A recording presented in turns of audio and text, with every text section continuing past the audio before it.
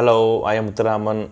தினமும் தொழுக மாட்டார்கள், ரமலான் நோன்பு இருக்க மாட்டார்கள். ஏன்னாங்க பொதுவாக முஸ்லீம் கண்டிப்பாக தொழுவாங்க, ரமலான் வந்தால் நோன்பு இருப்பாங்க.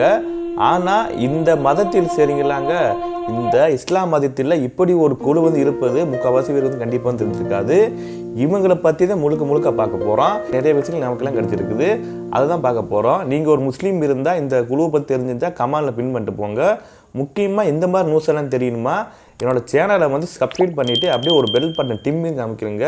நீங்கள் ஒரு முஸ்லீமாக இருந்தால் லைக் தட்டி விட்டுருங்க, இந்த வீடியோவை ஷேர் பண்ணிக்கோங்க.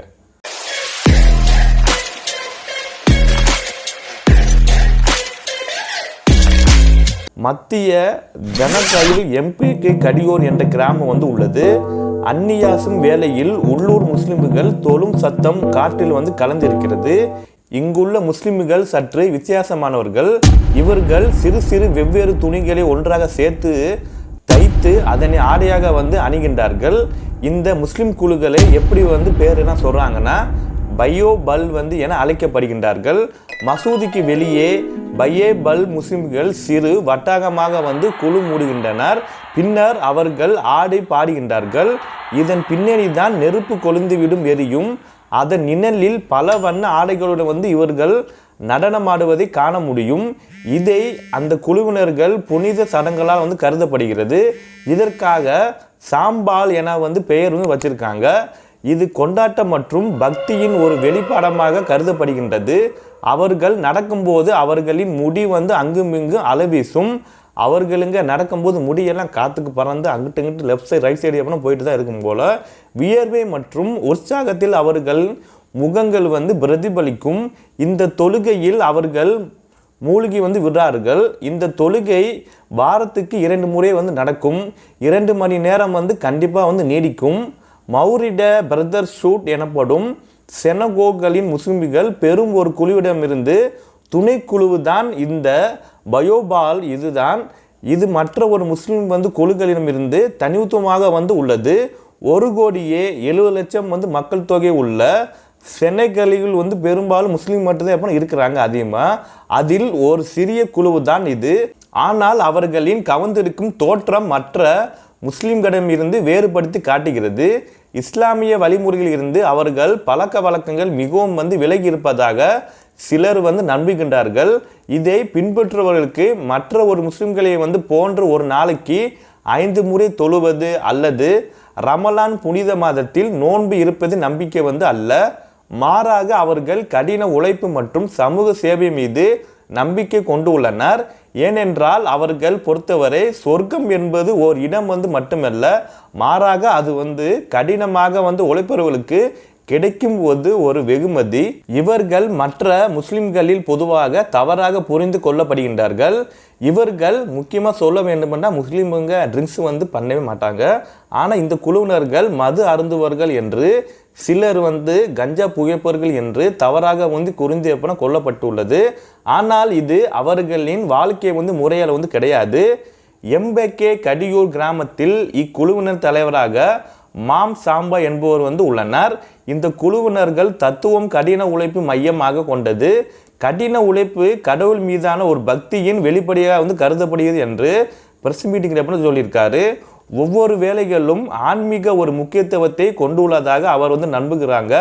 அது கொளுத்தும் வெயிலில் நிலத்தை உழுவுதல், பள்ளிக்கூடம் கெட்டுதல், பொருட்களை தயாரித்தல் என எதுவாக இருந்தாலும் சரிதான். வேலை என்பது வெறும் ஒரு கடமை மட்டுமல்ல, அதன் வாயிலாக கடவுளை தொழுவதற்கான ஒரு தியானம் என அவர்கள் நம்புகின்றார்கள். 19ஆம் நூற்றாண்டில் எம்பேர்கே கடியோர் ஒரு கிராமத்தில் தான் இந்த குழுவினர் நிறுவனர் இப்ராஹிமா பால் மற்றும் மௌரடிடோ பிரதர் ஷூட் குழுவை தோற்றுவித்த ஷேக் அம்பதோ பாம்பாவை முதன்முறையாக சந்தித்தாக இவர்கள் நம்புகிறார்கள். செகநெக்கலில் செல்வாக்கு மிக்கதாக விளக்கும் சூபி இஸ்லாமின் ஒரு கிளையாக இக்குழு கருதப்படுகிறது. தன்னுடைய உணவு, நோன்பு, தொழுகை, தன்னை கவனித்து கொள்ளுதல் என அனைத்தையும் மறந்து ஷேக் அஹ்மதோ பாம்புக்கு சேவை செய்ய இப்ராஹிமே பால் தன்னை அர்ப்பணித்து கொண்டதாக கருதப்படுகிறது. நாளடைவில் இப்ராஹிமே பாலின் ஆடைகளில் கிழிச்சல் ஏற்பட்டு அதில் ஒட்டு துணிகள் வைத்து தைக்கப்பட்டனர். இவை அவருடைய தன்னலமற்ற பக்தியை வந்து காட்டுகிறது.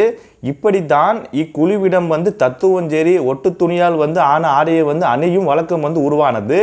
தங்கள் மத தலைவரின் இத்தகைய வந்து ஒரு விசுவாசம் சொல்லலாம். அக்குழுவினராலும் சரி பின்பற்றப்படுகின்றார்கள். இது இண்டிகோ வெல் என அழைக்கப்படுறாங்க. இந்த வார்த்தையை வந்து தங்களின் குழந்தைகளிலிருந்து பெயர்களாக வந்து சேர்க்கின்றார்கள். இந்த குழுவை சேர்ந்த பெண்கள் ஆடையை வந்து வெவ்வேறு வண்ணப்பூச்சிகளில் வந்து தோய்ந்து எடுக்கின்றார்கள். ஒவ்வொரு முறையும் வந்து தோய்க்கும் போது ஆடைகள் வந்து மேலும் வந்து அலையாகின்றது. அது போன்றதான் ஆண்களும் அந்த ஆடையை வந்து மிகுந்த ஒரு கவனமாக சேர்த்து தைத்து இக்குழுவினர்கள் தனித்துவமான அடையாளமாக ஆடைகளை வந்து உருவாக்கின்றார்கள். இந்த ஆடைகள் கலை உணர்வு மற்றும் வேலை பளுவின் ஒரு பிரதிபலிப்பாக வந்து உள்ளது. தயாரான ஆடைகள் செனகல் முழுவதும் உள்ள சந்தைகளுக்கு அனுப்பி வந்து வைக்கப்படுகின்றது.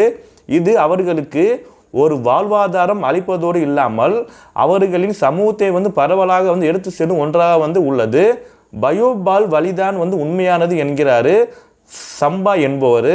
அவருடைய மறைந்த தந்தை பயோபால் ஷேக் சரிங்களா செகனெக்கில் அக்குழுவினின் ஒரு மத தலைவராக வந்து கருதப்படுகிறாரு. இந்த ஆடைகள் உலகளவில் தன்மையை வந்து பிரதிபலிக்கிறது. நீங்கள் முஸ்லிமாக வந்து இருந்து கொண்டே உங்களிடம் வந்து கலாச்சாரத்தின் வாழ வந்து முடியும். ஆனால் இதை எல்லாரும் வந்து புரிந்து கொள்ள வந்து மாட்டார்கள். விமர்சனங்களை வந்து ஏற்றுக்கொள்ளவிட்டால் நாம் வளர முடியாது என நாங்கள் வந்து சொல்லுவோம். மற்ற முஸ்லிம்கள் ரமலான் மாதத்தில் சூரிய உதயம் முதல் சூரியன் மறையும் வரை நோன்பு இருக்கும்போது மாலை வேளையில் மசூதிகளில் நோன்பை வந்து முடிக்கும் போது பயோபால் குழுவினர் தான் இக்தார் உணவை சமைத்து வந்து அந்த உணவு தாங்க சமைத்து எப்படின்னா வழங்குவார்கள். இந்த அறப்பணிப்பு உடல் உழைப்பு சார்ந்த வேலையுடன் வந்து நின்று வந்து விடவில்லை. இக்குழுவினர்கள் செககளின் ஊரக பகுதிகளில் கூட்டுறவு அமைப்புகள் சமூக வணிகங்கள் மற்றும் அரசு மற்றும் சாரா அமைப்புகளின் நிலையான வளர்ச்சியை ஊக்குவிப்பதற்காக நிறுவந்து உள்ளனர். வேலை என்பது அவர்கள் பொறுத்தவரை வாழ்வதற்கான ஒன்று மட்டுமல்ல, அது பக்தியை வந்து வெளிப்படுத்தும் வழிகளில் வந்து ஒன்றாகும். பள்ளிகள் சுகாதார மையங்கள் மற்றும் சமூக நிறுவனங்கள் நாங்கள் வந்து நிறுவி உள்ளோம் என்று சம்பா என்பவர் வந்து கூறி வந்து உள்ளனர். எல்லாவற்றையும் மரியாதை அன்பு மற்றும் இயற்கை மீதான அக்கறை ஆகியவற்றின் தான் மேற்கொள்ள வேண்டும் என்பது எங்களுடைய வாழ்க்கை ஒரு தத்துவம்னு சொல்கிறாங்க. எங்களின் நிலையான வளர்ச்சி மாதிரிக்கு சூழலியல் தான் மையமாக வந்து உள்ளது என்று அவர் வந்து கூறு வந்து உள்ளனர். ஏனேலும் தெருக்களில் பிச்சை எடுத்தல் போன்ற நடவடிக்கையாக அக்குழுவினர்கள் விமர்சனங்களை வந்து எதிர்கொண்டு வருகின்றார்கள். ஏனேலும் பணம் வந்து கேட்பதும் இந்த மதத்தோடு குழுவினருக்கு ஒரு நம்பிக்கைகளுக்கு எதிரான வந்து அல்ல. இது கலாச்சார ரீதியாக வந்து நடைபெற்று வருகிறது.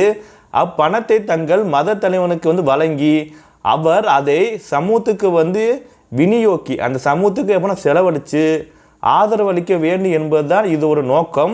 பாம்பே என்னும் நகரில் அலியல் டிப்ளோ பல்கலைக்கழகத்தின் முன்னாள் துணை வேந்தரான ஷேக் ஷேகானா அவர் மற்றும் மௌரடியோ பிரதர்ஹுட் குழு குறித்த ஒரு நிபுணராக வந்து உள்ளனர். பயோ பிளக்ஸ் எனப்படும் பொய்யான குழுவினருக்கும் இதில் வந்து உள்ளன என்று அவர் வந்து கூறி வந்து உள்ளனர். தலைநகர் டாக்கார் போன்ற நகர்ப்புறங்களில் இவர்களின் எண்ணிக்கை வந்து அதிகரித்து வருவதாக அவர் வந்து கூறி வந்து உள்ளனர். இவர்கள் எங்களை போன்றவே ட்ரெஸ் எல்லாம் மாட்டி தெருக்களில் வந்து பிச்சை எடுக்கின்றார்கள். ஆனால் சமூகத்துக்கு வந்து அவர்கள் பங்களிப்பதில்லை. இது எங்களுடன் வந்து புகழுக்கு வந்து கலகம் வந்து விளைவிக்கும் தீவிரமான பிரச்சனையாக வந்து உருவெடுத்தது என்று அவர் வந்து கூறியுள்ளனர். இக்குழுவினர்கள் கடின உழைப்பை வலியுறுத்தி வந்துகின்றார்கள். இந்த மதக்குழு செனகல் எல்லை கடந்தும் பிரதிபலித்துள்ளது. இக்குழு பின்பற்றவர்களுக்குள் 2019ஆம் ஆண்டு இங்கே வந்த அமெரிக்கான கிட்ரோன் சாயர் கான்லோக்கும் எங்கே வந்து அடங்குவார். அவர் இக்குழுவில் வந்து இணைந்ததும் அவருக்கு பாத்திமா பட்லுபா என்னும் சவுனோல்கி பெயரும் வந்து சூட்டப்பட்டுள்ளது. அங்கே பக்கிரேன்னா இஸ்லாமியர் மற்றும் சூபி துறபி வந்து சொல்லுவாங்க. சந்தித்தது தான் வாழ்க்கையை வந்து மாற்றிய தருணம் என அவர் வந்து விளைவித்து வந்து உள்ளனர். என்னுடைய உடலிருந்து ஒளி வந்து வெளிப்படுவது போன்று உணர்ந்தேன். என் இதயம் உண்மையாக வந்து உணர்ந்த தருணம் அது. உச்சக்கட்ட ஒரு ஆன்மீக எழுச்சியாக அது வந்து இருந்தது என அவர் வந்து தெரிவித்து வந்து உள்ளனர். பயோபால் குழுவிடமிருந்து இணைந்து வாழும் இவர் அக்குழுவினர் வந்து திட்டங்களை மற்றும் சேவைகளில் தன்னை இணைந்து கொண்டு வாழ்கிறாரு. சிறிய ஆனால் வளர்ந்து வரும் சர்வதேச மத குழுவினர் ஒரு அங்கமாக இவர் வந்து உள்ளனர். செககலிய சமூகத்தில் இக்குழுவினர் முக்கிய பங்கு வகிக்கின்றார்கள். வேளாண் சார்ந்த பணிகளின் இவர்களின் பரவலான பங்களிப்பு பொருளாதாரத்துக்கு முக்கியமான உள்ளது. கலிப் அல்லது கிராண்ட் மாபவுண்ட் என்று அழைக்கப்படும் தற்போதைய மௌரடியோ பிரதர்ஹுட் தலைவருக்கு தங்கள் விசுவாசத்தை காட்டும் விதமாகவே பணம் மற்றும் கால்நடைகள் மற்றும் பயிர்களை நன்கொடையாக வழங்குவது இக்குழுவினருக்கு உறுதி செய்து உள்ளனர். செககளின் புனித நகரமான டெபல்லா மற்றும் மௌரோடிய பிரதர்ஹுட் மதக்குழுவின் மையமாக கருதப்படுகிறது. அங்குள்ள பிரம்மாண்டமான மசூதியை நிர்வகிக்கும் பொறுப்பு இந்த குழுவுடைய இருந்து உள்ளது. மகள் புனித யாத்திரை போன்ற டெலப்பாவில் முக்கிய நிகழ்ச்சிகள் நடைபெறும் போது தான் மசூதியின் அதிகபூர்வமற்ற பாதுகாவலர் இவர்கள் உள்ளனர். இந்த யாத்திரையின் போது தான் அந்த நகருக்கு ஆயிரக்கணக்கான பேர் வருகை தருவார்கள். உதாரணமாக மக்கள் முறையான ஆடைகளை அணிந்திருக்கிறாங்களா என்பது இவர்கள் உறுதி செய்வார்கள். செக்கப் எல்லாம் பண்ணுவாங்க போல. அப்பகுதியில் அப்போதைய போதைப் பொருள் விற்கப்படுகிறதா என்பது மத தலைவரை அவமதிக்கும் வகையில் ஏதாவது நடக்கிறதா என்று கண்காணிப்பார்கள். மத தலைவர் மற்றும் அந்த நகரத்தின் பாதுகாப்பு இக்குழுவினர் தான் உத்தரவாதம் என்று ஷேக் சேனா கூறி உள்ளனர். இக்குழுவினர்கள் நம்மை சுற்றி இருக்கும்போது நம்மிடம் யார் முறையை தவறி நடந்து கொள்ள மாட்டார் என்று சொல்லியிருக்காங்க. மறந்துடாமல் இந்த வீடியோவை ஷேர் பண்ணிக்கங்க. இந்த மாதிரி நியூஸ் எல்லாம் தெரியுமா? என்னோட சேனலை சப்ஸ்கிரைப் பண்ணிட்டு ஒரு பெல் பட்டன் அனுப்பிடுங்க.